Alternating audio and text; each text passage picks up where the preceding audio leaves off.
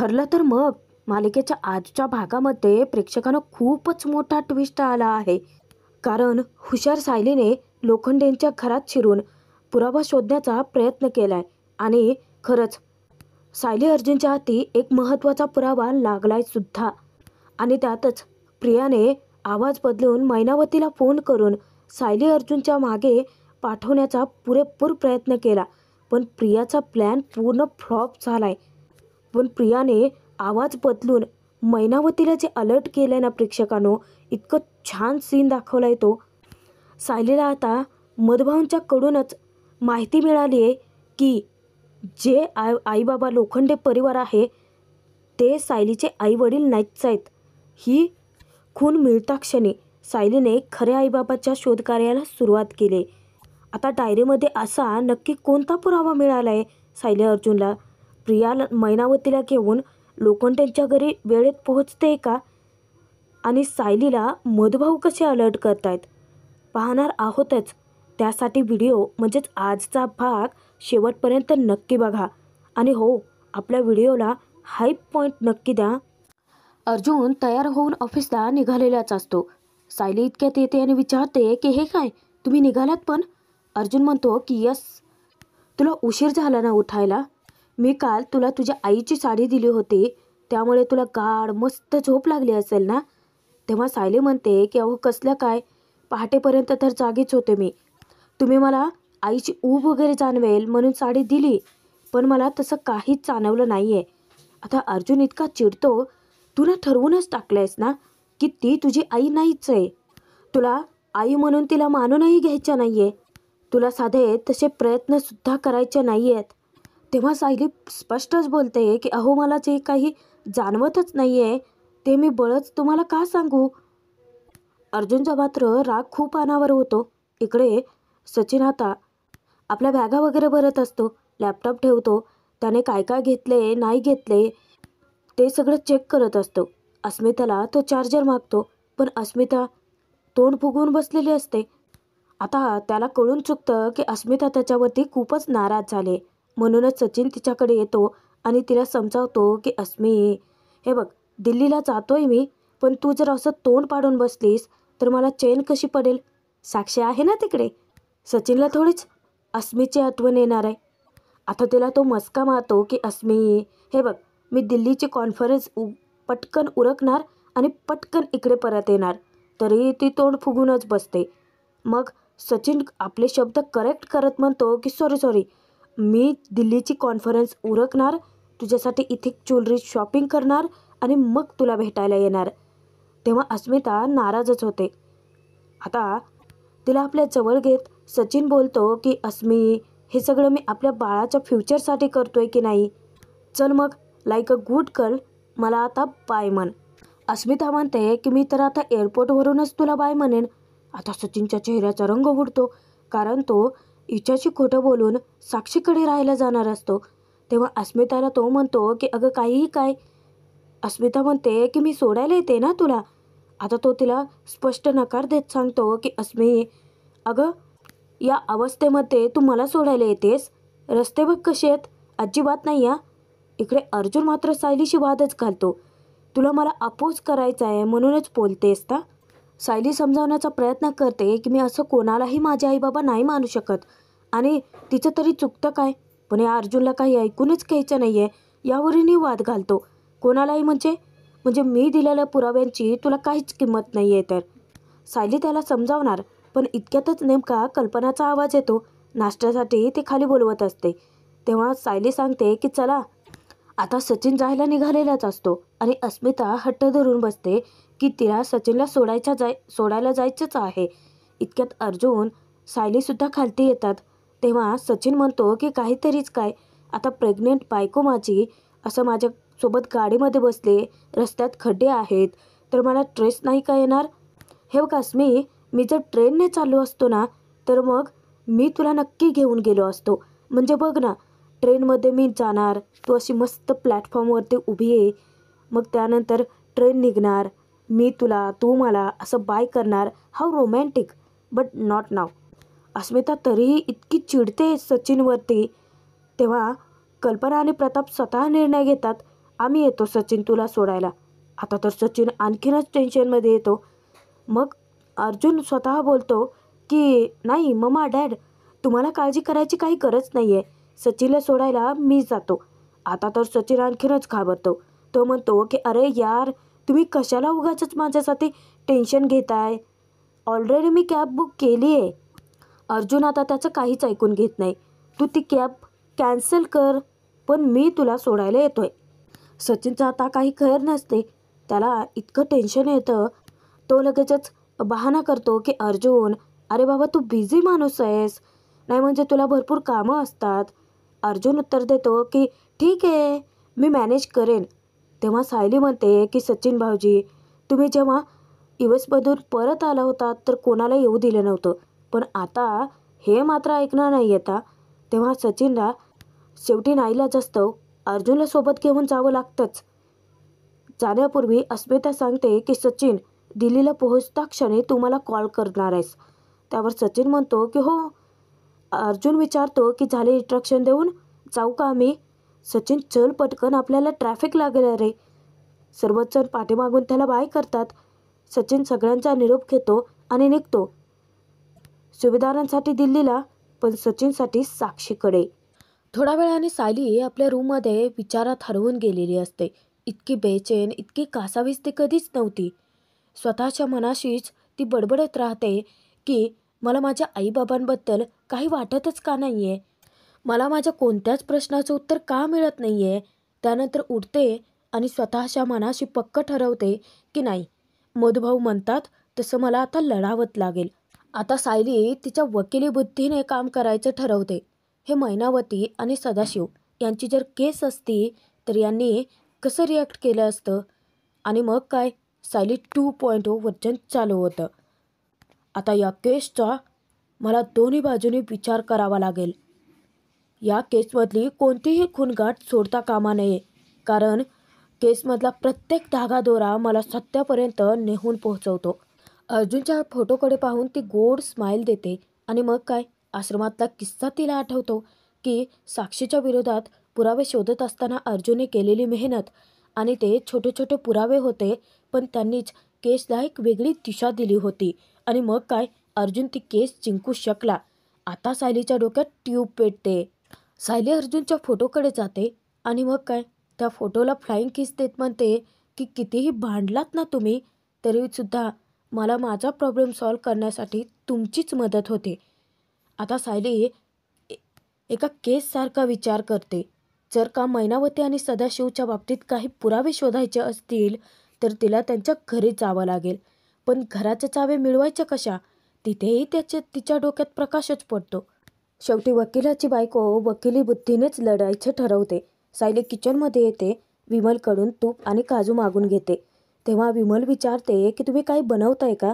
सायली सांगते की हो, आईला शिरा खूप आवडतो ना, तुम्ही जाऊन बोलावून आणता का तिला?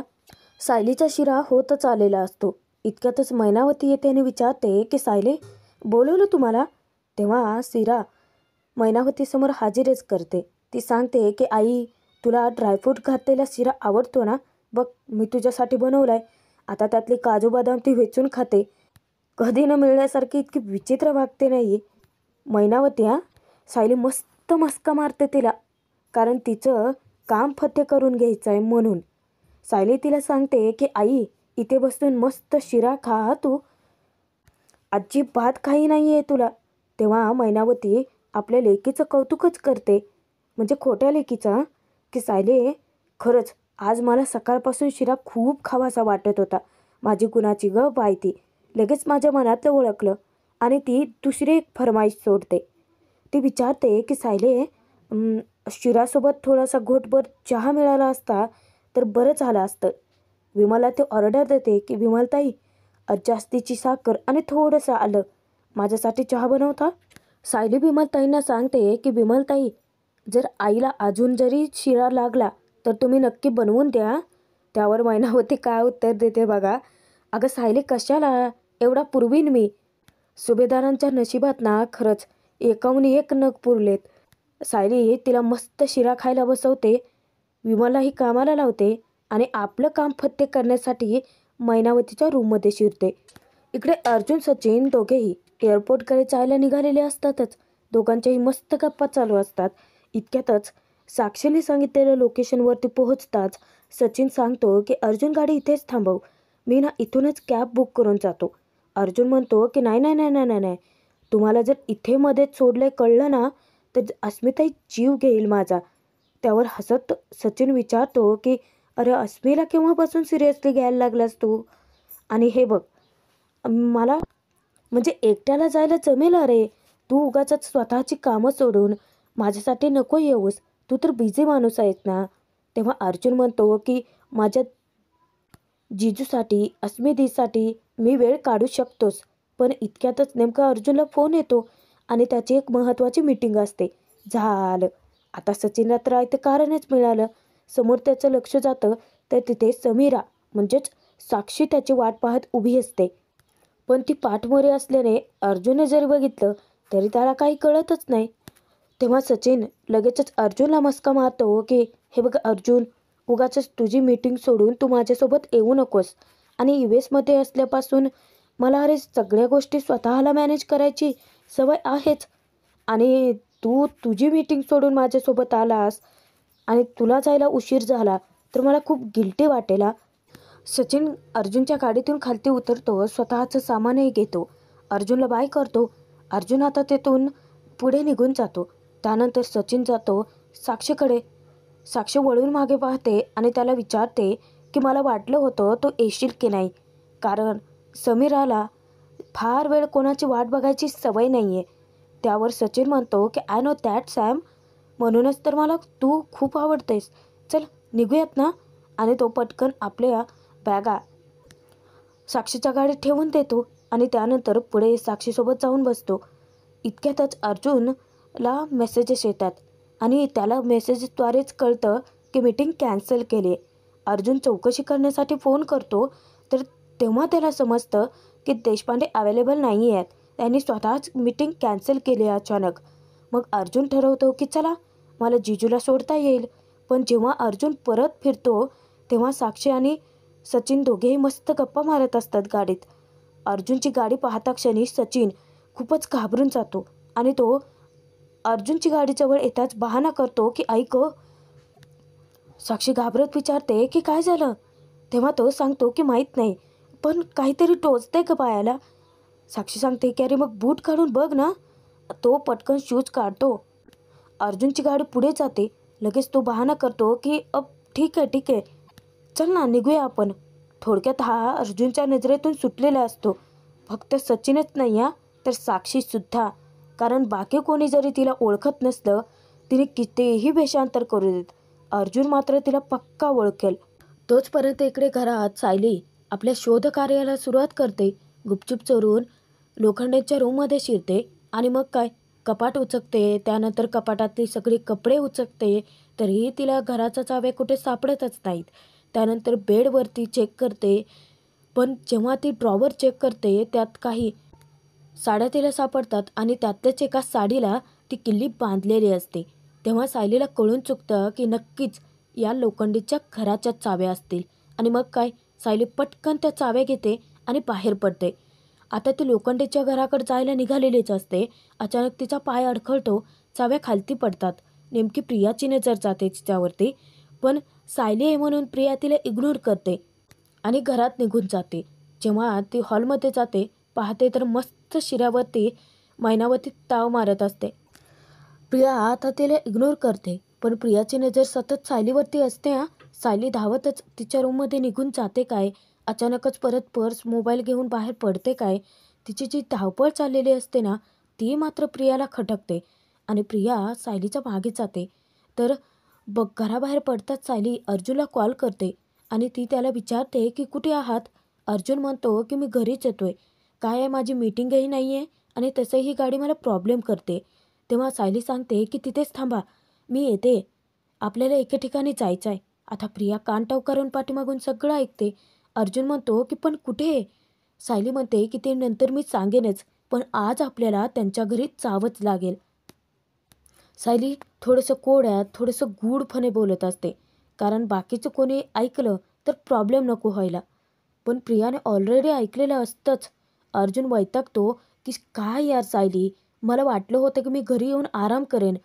सायली सांगते की आराम वगैरे नंतर करावं आणि पटकन फोन ठेवून ती घराबाहेर पडते. आता प्रिया धागेदोरे जुळवण्याचा प्रयत्न करते की त्यांच्या घरी म्हणजे, आणि मगाशीचा तिला प्रसंग आठवतो की सायलीकडून हातातून चाव्या पडल्या होत्या. आणि मग काय, सायलीला त्या किल्ल्या गेस्ट रूममध्ये मिळाल्या असाव्यात. म्हणजे त्या किल्ल्या सदा महिन्याच्या घराच्या तर नसतील. म्हणजे सायली अर्जुन माझ्या विरोधात पुरावे शोधायला जात आहेत. तिथे तर पुरावा नक्कीच मिळेल. आता तिच्या मनात भीती दाटून येते. प्रियाच्या क्षणी काहीतरी सूत्र हलवावं लागेल विचार करतच प्रिया मैनावतीकडे जाताच मनात विचार करते की अगं हे खादाड, तिकडे ते अर्जुन सायली दोघेही तुझ्या घरात शिरतायत आणि तू इथं. मुद्दामच ते विचारते की अजून वाढू का शिरा. मैनावती आता तिला काय टोला लगावते की आईजीच्या जीवावर बायजी उदार. चल, आता प्रियाला इतका राग येतो तिचा, पण इतक्यातच तिचं लक्ष मैनाच्या मोबाईलकडे जातं. आणि मग काय, प्रियाला एक प्लॅन सुचतो. प्रिया पण किती शातीर आहे. ती जाते आणि कॉल करते तिला. तेव्हा मैनावती विचार करते की नंबर आता सोनालीच्या बाबाने पुन्हा केला काय फोन. मग ते फोन रिसीव्ह करते, विचारते हॅलो. तेव्हा समोरून प्रिया एका वेगळ्याच आवाजात बोलते, मम्मी अगं मी टीना बोलते. तेव्हा मैनावती विचारते की टीना, पण तुझं नाव कसं काय नाही आलं इथं. ती सांगते की मम्मी अगं ते इम्पॉर्टंट नाही आहे मम्मी. मी ना आपल्या घरावरनं असं जात होते आणि मला त्यावेळेस ना घराचा दरवाजा उघडा दिसला मम्मी. बहुतेक घरात कोणतर शिरलंय बघ. आता मैनावतीला इतकं टेन्शन येतं. ती विचारते की टीने अगं तोंड वर करून मला इथं फोन करून सांगाली आहेस, त्याच्याऐवजी तू घरात बघायचं ना कोण शिरलंय ते. तेव्हा काय तुझ्या हाताला मेहंदी बिंदी लागली होती का. मग प्रिया कारण पुढे करते, मम्मी अगं ते सोनाली ताईने पैसे घेतले होते ना कोणाकडून, बहुतेक ते वसूल करायलाच लोक आले असते रे. मैनावती उलट तिच्यावरतीच वचकते की अगं टीने मग बघत काय बसली आहेस, जा ना तू जाऊन बघ ना. तर प्रिया म्हणते की अगं तेच तर सांगते तुला. पुन्हा ती टोन बदलते, मम्मी अगं नाही नाही नाही, जा जाऊन बघ, नाहीतर बघ हा आपलं घर लुटलं जाईल. मग दुकान पण गेलं आणि घर पण गेलं. ती पटकन कॉल कट करते. पण प्रिया पण किती चतुर आहे ना. बरोबर तिने मैनावतीला सायली अर्जुनच्या मागावर पाठवण्याचा प्लॅन रचला. आता तिकडे मैनावतीला इतकं टेन्शन येतं. विचार करते की माझं घर लुटलं जाईल, माझी मशीन, माझे भांडे कुंडे. पण आता काय करू, रिक्षाने तिथपर्यंत जायला माझ्याकडे पैसे बी नाही आहेत. तोचपर्यंत सायली आता गाडीत बसते. अर्जुनला सांगते चला. अर्जुन विचारतो की कुठे. सायली त्याच्यावरती खेकसते की असं काय करताय. तुम्ही जेव्हा मला घेऊन जाता तेव्हा मी विचारते कुठे जातोय, काय करतोय, नाही ना. गुपचूप गाडीमध्ये बसते, तुमच्यासोबत गुपचूप येते की नाही. मग तसंच आज माझ्या सांगण्यावरनं चला, तेही डोळे झाकून. त्यावर अर्जुन विचारतो की काय बायको, मी आलो असतो तुझ्यासोबत, पण मी डोळे झाकून गाडी नाही ना चालवू शकत. आणि गाडी चालवायची असेल तर कुठे जायचं आहे, त्याचे रस्ते, त्याचा पत्ता माहिती असावा लागतो. तेव्हा सायली भस्कन बोलते की श्रद्धा टेलरकडे जायचं आपल्याला. अर्जुन विचारतो की तुझ्या आईबाबांच्या घरी कशाला. सायलीला जेव्हा अर्जुन प्रश्न विचारतो, सायली सांगते की असं काय करताय. एकतर मला त्यांनी मावशीचा पत्ता चुकीचा दिला, त्यामुळे त्यांच्या घरी जाऊन बघायला नको आहे का, की काही पुरावा वगैरे मिळतोय का. अर्जुन म्हणतो की अगं पण कशाला. सायली आता त्याला ओरडते, तुम्ही येणार आहात की नाही तेवढं सांगा मला, की त्या दिवशीसारखं मी चालत निघू. तसंही मला पत्ता शोधता येतो. आता ती दरवाजा उघडून बाहेर पडणार. अर्जुन आता तयार होतो. तो सांगतो की सॉरी सॉरी, पण पुन्हा तो थट्टाच करतो. तो विचारतो की नाही म्हणजे मी घेऊन जातोय तिला तिथे, पण असं रागू नकोस माझ्यावरती. तिथे गेल्यानंतर आपण काय करणार आहोत. नाही म्हणजे दाराला लावलेल्या कुलपाला हाय हॅलो चौकशी करणार आहोत का, आणि परत येणार. नाही म्हणजे ते दरवाजाचं कुलूप उघडण्यासाठी आपल्याकडे चावी कुठे आहे. सायली इतक्यातच चावी काढून दाखवते की आहे. अर्जुनचा पार चेहरा गोरामोराच पडतो. तो विचारतो की चाव्या कुठून आल्या तुझ्याकडे. सायली मग घडला सगळा किस्सा सांगते की कसं शिरा खायला बसवून मैनावतीच्या रूममध्ये शिरून सायलीने त्या चाव्या मिळवल्या. सायलीकडून पूर्ण किस्सा ऐकून अर्जुन तिचं फार कौतुक करतो.